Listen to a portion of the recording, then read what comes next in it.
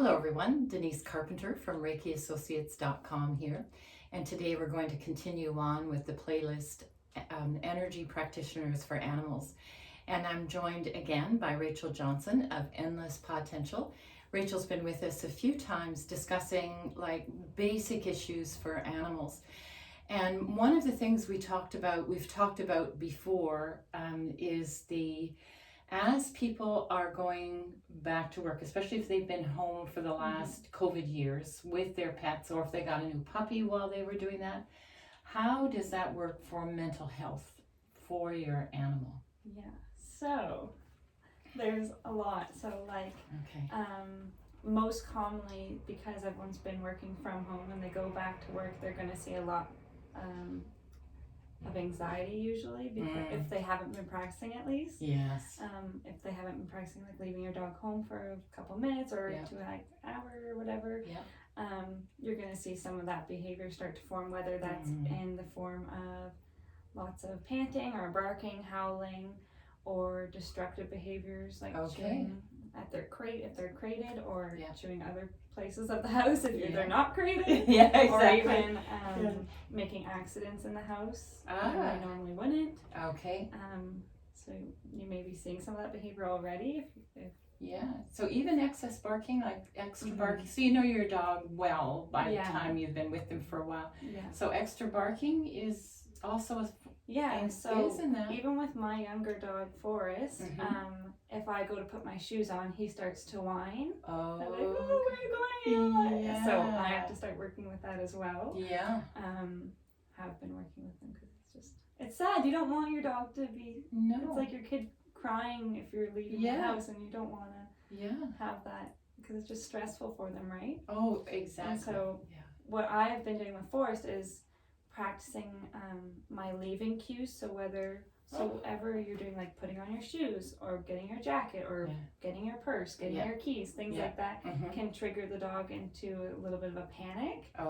So what I do is practice putting my shoes on, and then I'll walk around the house, or I'll take my shoes off first and then walk around the house and then sit down on the couch, and then, so it's mixing up those cues so he doesn't actually know when I'm going to leave, and so putting on my shoes isn't all that scary after a while. I've got it. And then and that's almost the same as when you're talking about food aggression.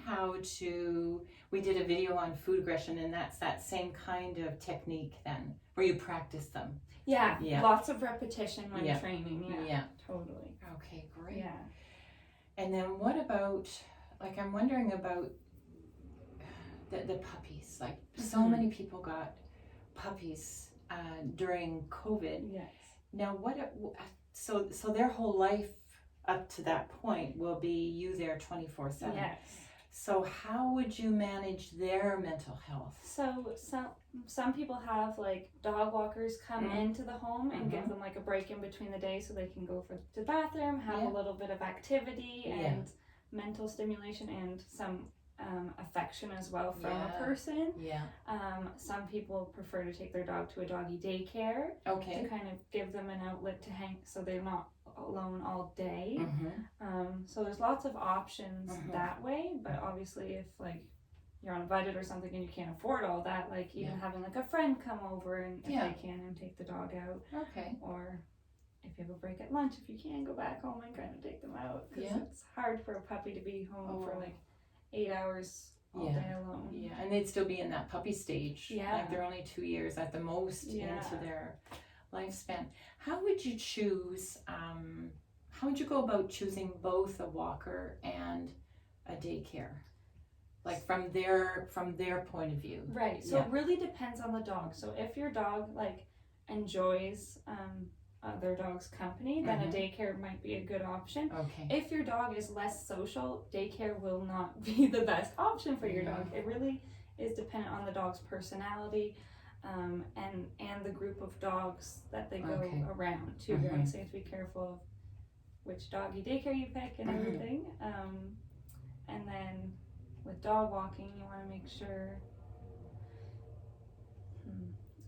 I guess I'm really picky about what I do with my dogs, right? So just say it as Yes. it is. Just let's hear it. So I want to know like who the dog walker is, Yeah. how they walk my dog, Yeah. and how they treat the dog, or like if they are a training walker, I want to know the technique they use. Okay, good.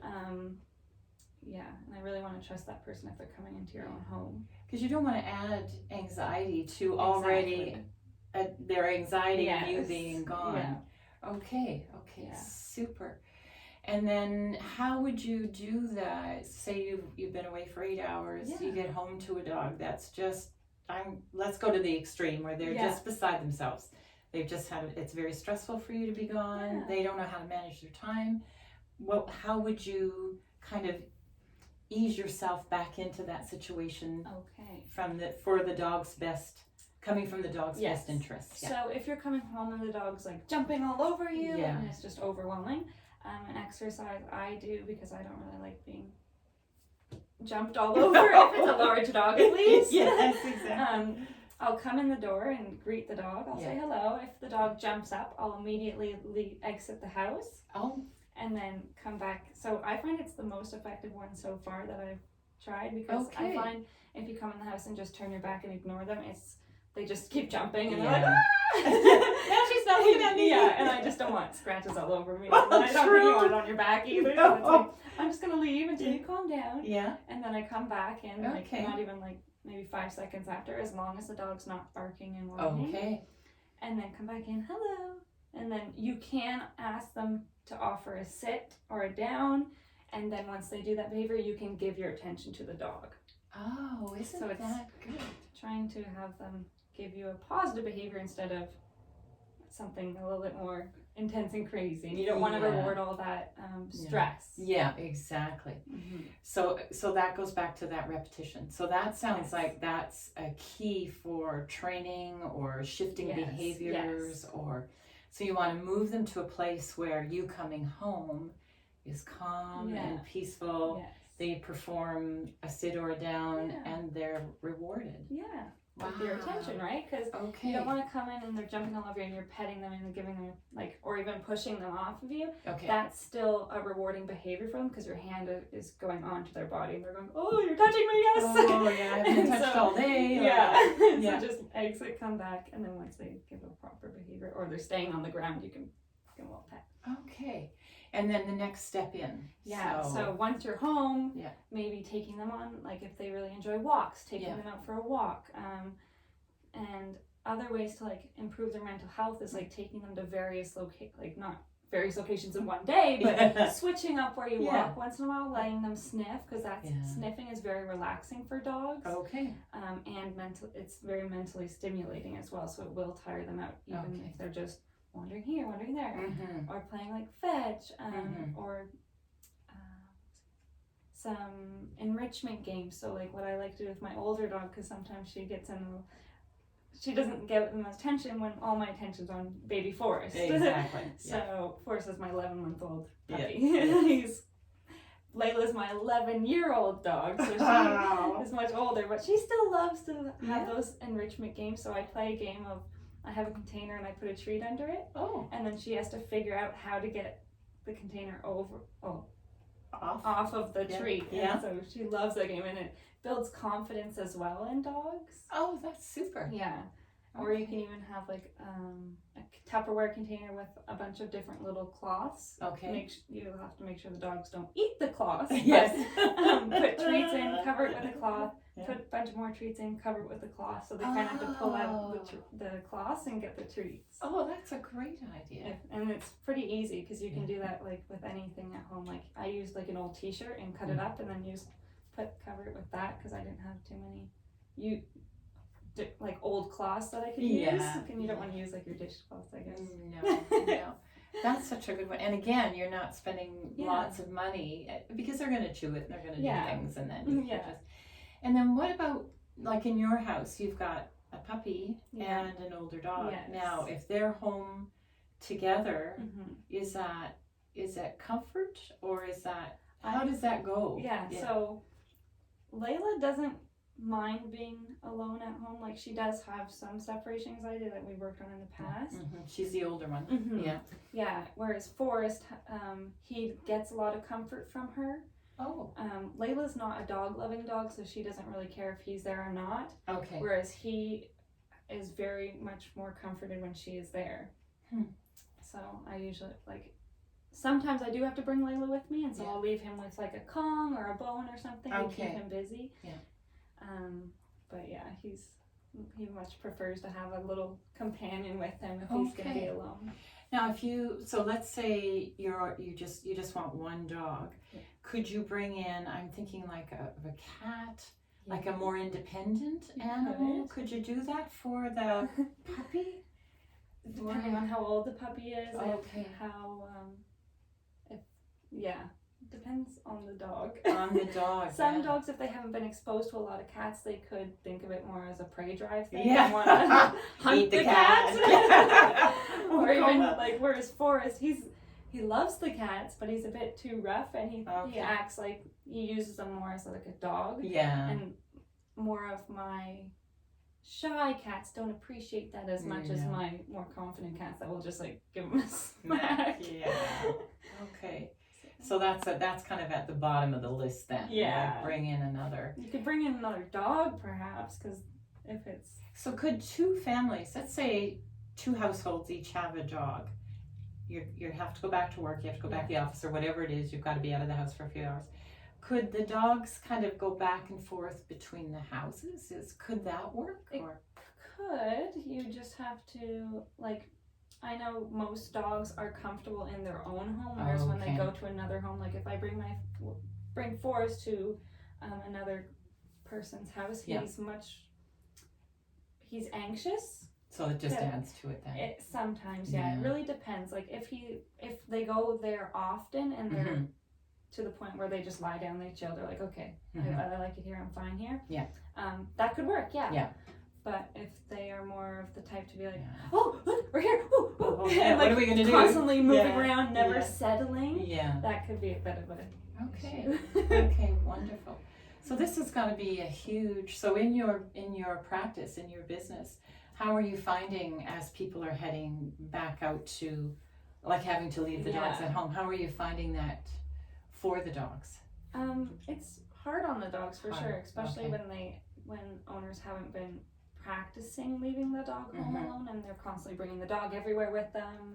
The dog becomes really attached to the person, and when they do leave, it's very traumatic for the dog. It's very stressful.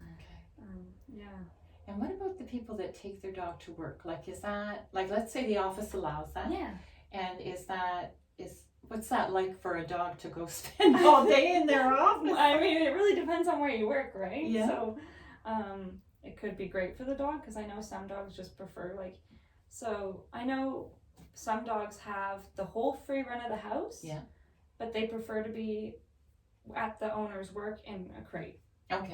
Just because they get to be near the owner, they're happy in their crate. So that could work in an office. So it really depends on the dog. So you could test that out then and see if your employer feels comfortable having a dog there. Wow, this has been great. So anything else you'd like to address? And I guess that also, like the owner's anxiety, like if you're at work all day and all you're thinking about is, oh my goodness, is the dog ripping the house apart, or what's going on? Or you can even set up a camera in your house. Like I know there's little pet cameras. Like you can fling treats out as well too. Really? It's, oh my gosh. So you can keep an eye on your dog at the same time.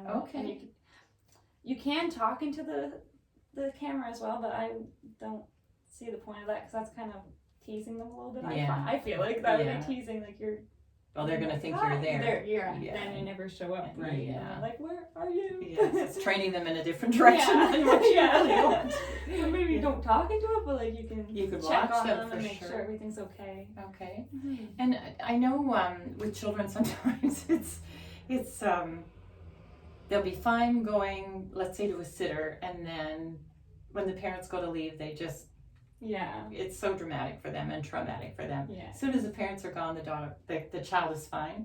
Is that common for dogs too? Like as soon as the owner is, they know the owner's gone, like So I guess that's Yeah, where the so- camera could come in. Yeah, it really depends on the dog. So like Forrest, he'll whine a little bit when I leave, Mhm. but then he settles. He's like, okay, Oh, she's okay. gone. Okay. Whereas some dogs will continuously and Yeah. will work themselves up, Yeah. and it's just not the way for certain dogs. Oh, and I hear that when I'm out on my walks sometimes. The Yeah. dogs in the house You're like, just, oh, it's so sad. Yeah. And you know they're fine, Yeah, right? You know they're of fine. course. But they're in there, just their little hearts are breaking. Yeah. So. Anything else you'd like to add, Rachel? I think so. Okay. So if someone wanted to connect with you for ideas about how to look after their pet or how to do this in a different way or just kind of brainstorm with you, how would they do that? So you can call me or email me, Mm-hmm. or even you can book through my website as well if you just go there. Okay, so your website is www.endlesspotential.com. and spell, so it's endless, Yeah. ENDLESS, and spell potential PAWTENTIAL.com. .com. Yes. Okay, and phone number 613-267-8575. 8575. And could they just call, like, do you do phone appointments? Yeah. So they could just call you and book a time? Yes. Okay, for like an hour or half an hour or whatever that might be. Yeah. Well, thank you so much Thanks for coming having in. me. Well, I think if we can do this on a regular basis and we'll just keep, I think as we move more and more into the Aquarian age, we need to become, I think, just more aware of our animals and how we are with them and how to integrate them into our lives and how to integrate us into their lives and all of that. So we become more responsible, I guess. Yes. Yeah, wonderful. More aware of our dogs, what they need. Yeah, wonderful. Thank you so much, Rachel. Thank you. And thank you for joining us. If you found this helpful, please like and subscribe to my channel. And if you'd like notifications of new videos, please just tap on the bell. And again, we'll give thanks to Rachel Johnson from Endless Potential for coming in and joining us. We'll look forward to her next time here, and we look forward to seeing you. Namaste.